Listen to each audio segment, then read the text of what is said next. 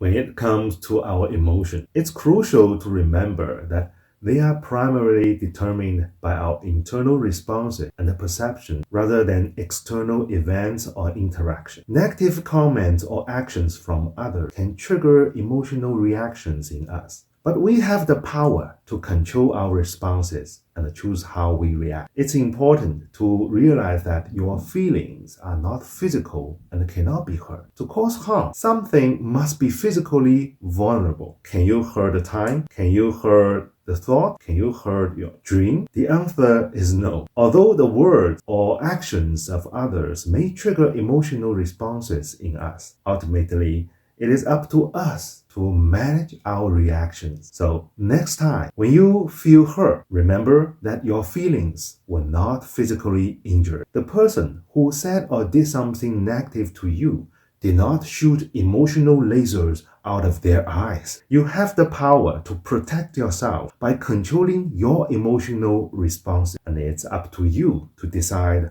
how you want to feel. Do you want to be hurt or do you want to feel joyful? The choice is yours.